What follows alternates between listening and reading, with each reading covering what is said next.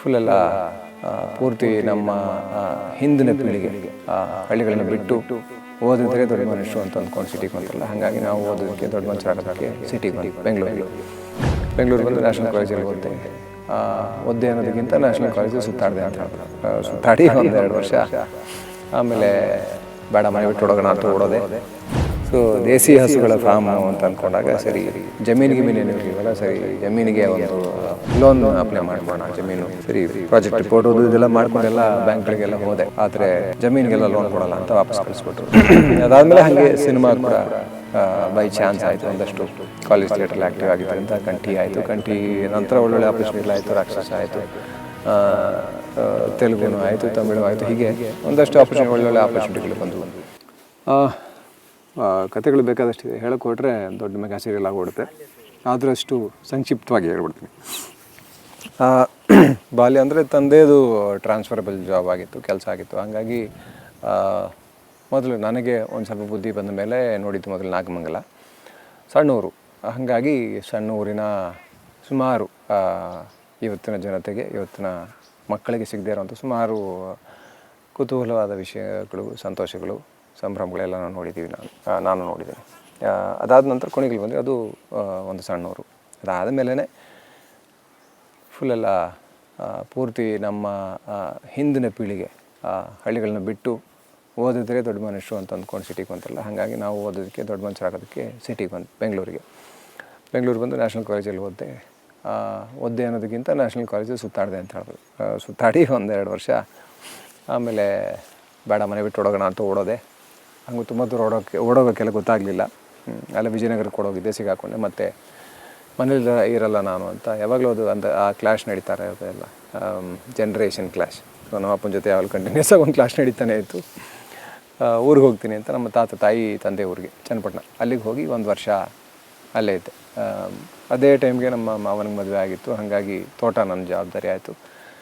ಅಲ್ಲಿಂದನೇ ಒಂದು ಲೆವೆಲ್ಗೆ ವ್ಯವಸಾಯದ ಬಗ್ಗೆ ಒಂದಷ್ಟು ಹುಚ್ಚು ಹತ್ಕೊಂಡಿತ್ತು. ಅದನ್ನು ನಾನೇ ನೋಡ್ಕೋಬೇಕಾಗಿದ್ದರಿಂದ ಗಿಡಗಳು ಏನಾಗ್ತಾಯಿವೆ, ಗಿಡಗಳು ಹೆಂಗೆ ಬೆಳೆಸೋದು, ನೀರಿರಲಿಲ್ಲ. ನಮ್ಮ ತಾತ ಪೂರ್ತಿ 1-2 ಎಕರೆ ತೋಟ ಬರೀ ಮೋರಿ ನೀರಲ್ಲಿ ಕಟ್ಟಿದ್ರು. ಇವತ್ತಿಗೂ ಇದೆ.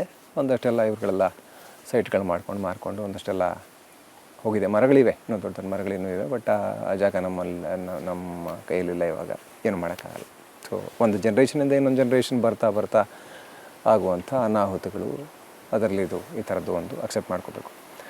ಸೊ ಅಲ್ಲಿ ಹಿಡಿದಿದ್ದು ಹುಚ್ಚು. ಅದಾದಮೇಲೆ ಹಾಗೆ ಒಂದಷ್ಟು ಮಾಸ್ಟರ್ ಡಿಗ್ರಿ ಮಾಡೋದಕ್ಕೆ ವಾಪಸ್ ಬಂದಾಗ, ಬೆಂಗಳೂರಿಗೆ ಬಂದಾಗ ಒಂದು ದೇಸಿ ಹಸುಗಳ ಒಂದು ಫಾರ್ಮ್ ಮಾಡೋಣ ಅಂತ ಪ್ಲ್ಯಾನ್ ಮಾಡಿ.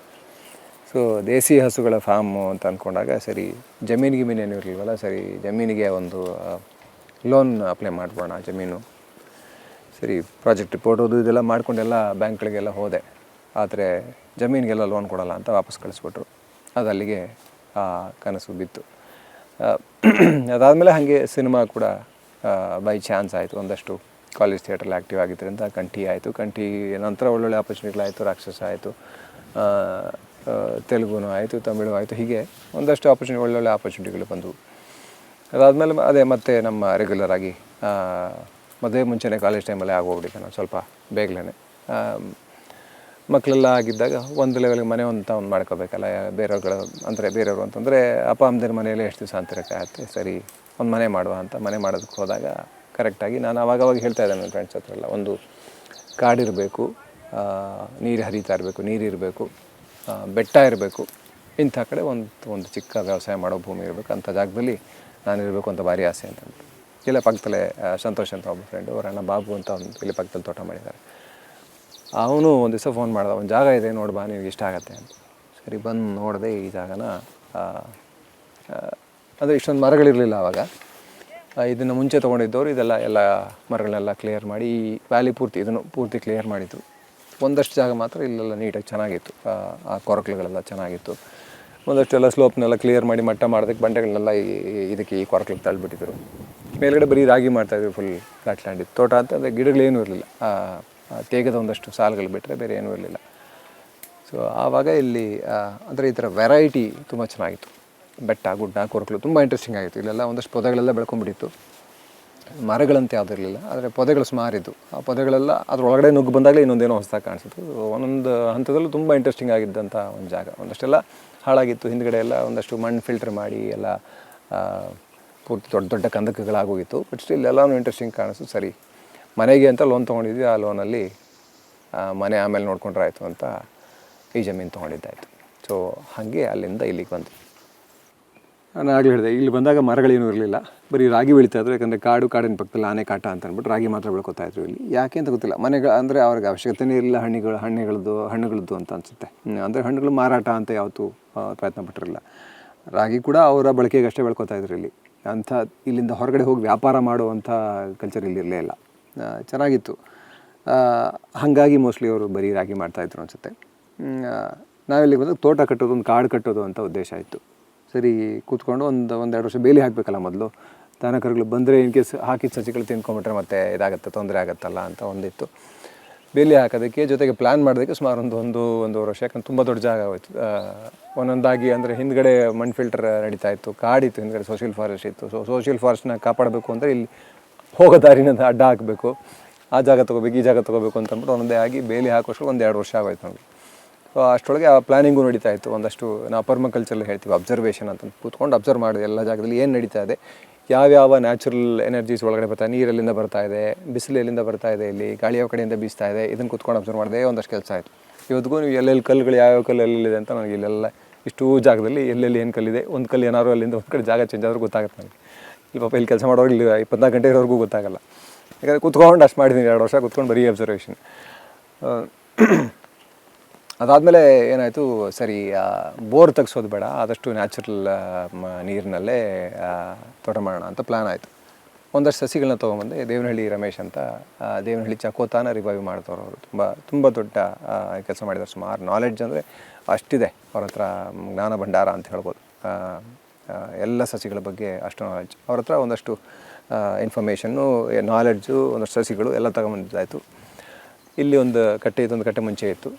ಇಲ್ಲೇ ಕಟ್ಟೆ ಪಕ್ಕದಲ್ಲಿ ಸಸಿಗಳನ್ನಿಟ್ಟು ಮಳೆ ಬರುತ್ತೆ ಹಾಕ್ಬೋಣ ಅಂತ ಕಾದ್ವಿ. ಆ ವರ್ಷದಿಂದ ಶುರು ಆಯಿತು ಮಾನ್ಸೂನ್ ನಿಂತೋಗೋದು. ಎಲ್ನೀನೋ ಪ್ರಭಾವ ಅಂತಂದ್ಬಿಟ್ಟು ಮಳೆ ಬರಲಿಲ್ಲ. ಸಸಿಗಳು ಇಲ್ಲೂ ಪೂರ್ತಿ ಕೆರೆ ಒಣಗೋಗುತ್ತೆ, ಬೇಸಿಗೆಯಲ್ಲಿ ಒಣಗೋಯ್ತು. ಸಸಿಗಳೆಲ್ಲ ಒಣಗೋಕ್ಕೆ ಶುರುವಾದವು. ನೀರಿಲ್ಲ, ಎಲ್ಲಿಂದ ಹೊರಗಡೆಯಿಂದಲ್ಲ ಅವ್ರ ಪಕ್ಕ ಜಮೀನಿಂದ ಒಂದು ಸ್ವಲ್ಪ ನೀರು ತೊಗೊಂಡು ಬಿಟ್ಕೊಂಡು ಒಂದಷ್ಟು ದಿವಸ ಪೈಪ್ಗಳು ಕಟ್ಟಾಗೋಯ್ತು ಅಂತ, ಇನ್ಯಾರು ಪೈಪ್ ಎತ್ಕೊಂಡು ಹೊರಟೋದ್ರು ಒಂದು ಸಲ ಅಂತ. ಹೀಗೆ ಕೊನೆಗೆ ಅರ್ಧಕ್ಕರ್ಧ ಸಸಿಗಳು ಹೊರಟೋಯ್ತು. ಸರಿ ಹಾಕ್ಸ್ಬಿಡೋಣ ಸಸಿಗಳನ್ನ ಅಂತ ಹಾಕ್ಬಿಟ್ವಿ. ಹಂಗಾರು ಏನು ಮಳೆ ಬರ್ತಾ ನೋಡೋಣ ಅಂತ. ಕೊನೆಗೆ ಆ ಸಸಿಗಳು ಒಣಗೋಕ್ಕೆ ಶುರುವಾದಾಗ ವಿಧಿ ಇಲ್ಲದೆ ಒಂದು ಬೋರ್ವೆಲ್ ಕೊರೆಸ್ಬೇಕಾಯ್ತು. ಬೋರ್ ಕೊರೆಸೋದಕ್ಕೆ ಪಾಯಿಂಟ್ ನೋಡೋಣ ಅಂದರು. ಹಿಂಗಿದ್ರ ಪಕ್ಕದಲ್ಲಿ ಕಟ್ಟೆ ಇತ್ತಲ್ಲ, ಇಲ್ಲೊಂದು ಬಂಡೆ ಇರುತ್ತೆ, ಇಲ್ಲಿ ಬಂಡೆಯಲ್ಲಿ ಕೊರೀರಿ ಅಂದ್ವಿ. ಸೊ ಬಂಡೆ ಕೊರೆದಿದ್ದಕ್ಕೆ ಒಂದು 110 ಅಡಿಗೆ ನೀರು ಬಂತು. 250 ಅಡಿ ತನಕ ಹೋದ್ವಿ ಅಷ್ಟೇ. ಅಷ್ಟು ತೊಂದರೆ ಆಗಲಿಲ್ಲ, ಒಳ್ಳೆ ನೀರೇ ಬಂತು. ಅದರಿಂದ ಏನಾಯಿತು ಅಂದರೆ, ಈ ಕುಬಿ ಮತ್ತು ಈ ಹಾಲೆಲ್ಲ ಆಗುತ್ತಲ್ಲ, ಹಾಗೆ ಅವ್ನು ಕುಬಿ ಪಾಪ ಡಾಕ್ಟರ್ ಕುಬಿ ಏನೆಲ್ಲ ಮಾಡಿ ಅವನು ಮೂಢನಂಬಿಕೆಯನ್ನು ತೊಡೆದಾಕಬೇಕು ಅಂತ ಹೋದರೆ, ಇಲ್ಲಿ ಕಿಶೋರ್ ಸರ್ಗೆ ಪಾಯಿಂಟ್ ನೋಡೋಕ್ಕೆ ಬರುತ್ತೆ, ನೀರು ಪಾಯಿಂಟ್ ನೋಡೋಕ್ಕೆ ಬರುತ್ತೆ ಅನ್ನೋ ಕತೆ ಶುರು ಆಯ್ತು ಇಲ್ಲಿ ಹಳ್ಳಿ ಒಳಗಡೆ ಎಲ್ಲ. ಆಮೇಲೆ ನೀರು ಒಂದು ಲೆವೆಲಿಗೆ ಬಂತು. ಇರೋ ಸಸಿಗಳನ್ನ ಒಂದು ಲೆವೆಲಿಗೆ ಮೇಂಟೈನ್ ಮಾಡೋ ಹಂತಕ್ಕೆ ಬಂತು. ಮೊದಲು ಸಸಿಗಳು ತೊಗೋಬೇಕಾದ್ರೆ ಹೇಗಿತ್ತು ಅಂದರೆ, ಮೊದಲಿಗೆ ಇಲ್ಲಿ ಸಸಿಗಳು ತೊಗೊಂಡ್ಬಂದು ನೆಡಬೇಕು ಅಂತ ಹೋದಾಗ, ನರ್ಸರಿಗೆ ಹೋದಾಗ್ಲೂ ಕೇಳಿದ್ದು ನಮಗೆ ಮೊದಲು ಕ್ವೆಶ್ಚನ್ ಏನಿರ್ತಾ ಇತ್ತು ಅಂದರೆ, ಎಷ್ಟು ದಿವಸಕ್ಕೆ ಹಣ್ಣು ಬಿಡುತ್ತೆ, ಎಷ್ಟು ದಿವಸಕ್ಕೆ ಕಾಯಿ ಬಿಡುತ್ತೆ, ಎಷ್ಟು ದಿವಸಕ್ಕೆ ಫಲ ಕೊಡುತ್ತೆ, ಇದನ್ನೇ ಕೇಳ್ಕೊತಾ ಇದ್ದೆ.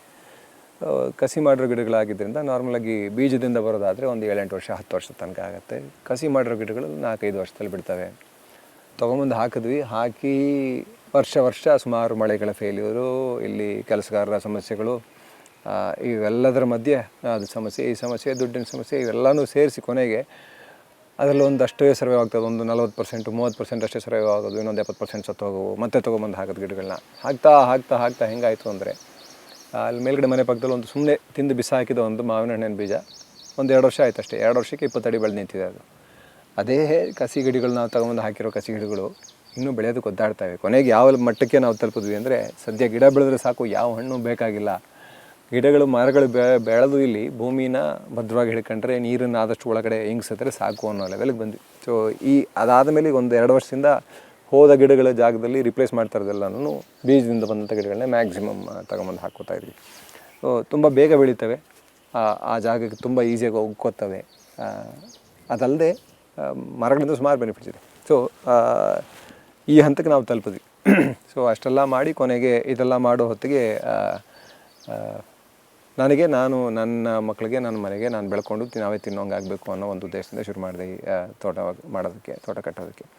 ನನ್ನ ಹೆಂಡ್ತಿ ನೀನು ತುಂಬ ಸ್ವಾರ್ಥಿ, ನಾವು ರೈತ ಅಂದರೆ ಅನ್ನದಾತ ಅಂತೆಲ್ಲ ಹೇಳ್ಕೊತಿರಲ್ಲ, ಎಲ್ರಿಗೂ ಕೊಡಬೇಕು, ಎಲ್ರಿಗೂ ಹಂಚ್ಕೋಬೇಕು, ಸರಿ ಒಂದು ಅಂಗಡಿ ಶುರು ಮಾಡುವ ಅಂತ. ಇನ್ನೊಬ್ರು ಯಾರೋ ಒಬ್ಬರು ಇದ್ರ ಪದ್ಮ ಅಂತ ಅವ್ರು ಮಾಡ್ತಾರೆ ಅಂತ ಶುರು ಮಾಡಿದ್ದು, ಕೊನೆಗೆ ಅವ್ರು ಬಿಟ್ಟರು. ಹಾಗಾಗಿ ಕೊನೆಗೆ ಅವಳೇ ನಿಂತ್ಕೊಂಡು ಮಾಡಬೇಕಾಯಿತು. ಇವತ್ತಿಗೆ ಬಫೆಲೋ ಬ್ಯಾಕ್ ಅಂತ ಸುಮಾರು ಜನಗಳ ನಂಬಿಕೆ ಗಳಿಸಿರುವಂಥ ಒಂದು ಕಲೆಕ್ಟಿವ್ ಅಂತ ಈಗ ಮಾಡಿದ್ದೀವಿ. ಒಂದಷ್ಟು ಜನರ ಒಕ್ಕೂಟ ಆ ಥರ.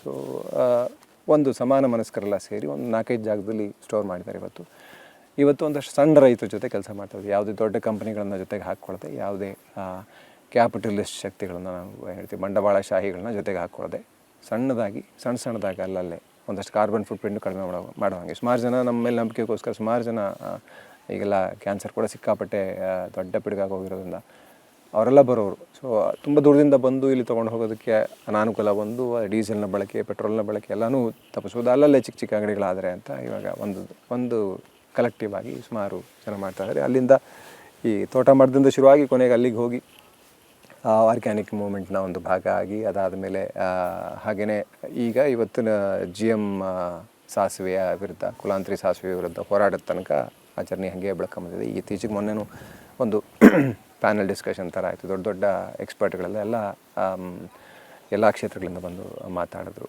ಸುಮಾರು ಜನ ರೈತ ಹೋರಾಟಗಾರರು, ಕೋಡಳ್ಳಿ ಚಂದ್ರಶೇಖರ್ ಅವರು ಬಂದಿದ್ದರು, ನಾಗೇಶ್ ಅಂತ ರೈಟರು, ತುಂಬ ದೊಡ್ಡ ಹಳೆಯ ರೈಟರು, ಗಾಂಧಿವಾದಿಗಳು ಅವ್ರು ಬಂದಿದ್ದರು, ಡಾಕ್ಟರ್ ರಘು ಅಂತ ನ್ಯೂಟ್ರಿಷನ್ ಎಕ್ಸ್ಪರ್ಟ್ ಅವ್ರು ಬಂದಿದ್ದರು. ಸೊ ಎಲ್ಲರೂ ಈಗಿನ ತಂತ್ರಜ್ಞಾನದ ದುರ್ಬಳಕೆ ಏನಿದೆ, ಈ ಕುಲಾಂತರಿ ತಂತ್ರಜ್ಞಾನ ತಗೊಂಡು ಹೇಗೆಲ್ಲ ನಮ್ಮ ರೈತರ, ನಮ್ಮ ಜನಗಳ, ನಮ್ಮ ಸ್ವಾವಲಂಬನೆ ಕತ್ತಿಸ್ಕೋಕ್ಕೆ ಪ್ರಯತ್ನ ನಡೀತಾರೆ ಅಂತ ತುಂಬ ಚೆನ್ನಾಗಿತ್ತು. ಸೊ ಅಲ್ಲಿಂದ ಈ ಹೋರಾಟದ ತನಕ ಬಂದು, ಈ GM ವಿರುದ್ಧ ಹೋರಾಟದ ತನಕ ಬಂದು ಒಂದು ಲೆವೆಲ್ಗೆ ಈಗ ಸಿದ್ದರಾಮಯ್ಯ ಅವರು ಒಪ್ಕೊಂಡಿದ್ದಾರೆ. ಪ್ರೈಮ್ ಮಿನಿಸ್ಟರ್ಗೆ ನಾವು ಬಿಡೋದಿಲ್ಲ, ಕರ್ನಾಟಕದಲ್ಲಿ GM ತಂತ್ರಜ್ಞಾನದ ಬೆಳೆಗಳನ್ನು ಬಿಡೋದಿಲ್ಲ, ಆಹಾರ ಬೆಳೆಗಳನ್ನು ಅಂತ ಮನವಿ ಕೊಡೋದಕ್ಕೆ ಒಪ್ಕೊಂಡಿದ್ದಾರೆ. ಸೊ ಒಂದು ಲೆವೆಲ್ಗೆ ಆ ಹೋರಾಟನೂ ಒಂದು ಮಟ್ಟಿಗೆ ಬಂದಿದೆ. ಸೊ ವ್ಯವಸಾಯದಿಂದ ಶುರುವಾಗಿ ಇದೆಲ್ಲ ಆಗಿ ಒಂದು ಆರ್ಗ್ಯಾನಿಕ್ ಮೂವ್ಮೆಂಟ್ ಅಂತಾಗಿ, ಅಲ್ಲಿಂದ ಒಂದು ಆರ್ಗ್ಯಾನಿಕ್ ಸ್ಟೋರ್ ಅಂತಾಗಿ, ಒಂದು ಕಲೆಕ್ಟಿವ್ ಆಗಿ ಕೊನೆಗೆ GM ಹೋರಾಟದ ತನಕ ಬಂದು ನಿಂತಿದ್ದೀವಿ.